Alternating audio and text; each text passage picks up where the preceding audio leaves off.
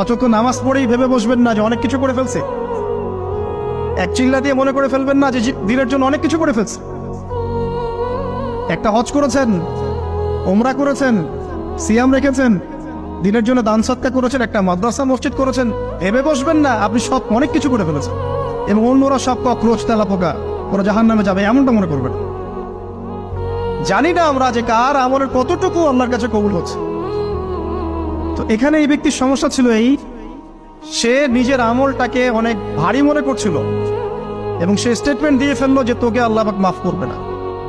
এই একটা কথা মন থেকে বলার কারণে তার ইহকাল পরকাল দুটা বরবাদ হয়ে গেল, সে জাহান্নামে চলে গেল। ঠিক আরেক ব্যক্তির ঘটনা আছে এমন, এগুলো সবগুলো রেফারেন্স আছে। এক ব্যক্তি প্রচুর ইবাদত করত, আল্লাহ পাক তার ইবাদত করার জন্যে পাহাড়ের চূড়ায় একটা সুন্দর ব্যবস্থাও করে দিয়েছিলেন। সেখানে ডালিম গাছ হতো, ঝর্ণা আসতো, খাবারের কোনো অভাব নাই। হাদিসে এসেছে 500 বছর সে ইবাদত করেছে। কত বছর?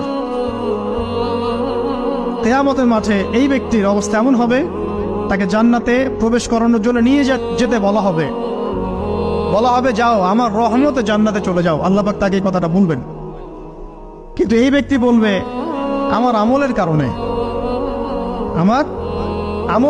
আল্লাহ পাক বলবেন আমার রহমতে জান্নাতে চলে যাও। ব্যক্তি বলবে আমার আমলের কারণে। আল্লাহ রাব্বুল আলামিন তখন তাকে দেওয়া সমস্ত নেয়ামত গুলোকে এক পাল্লায় করবেন আর তার সমস্ত আমলকে আরেক পাল্লায় করবেন।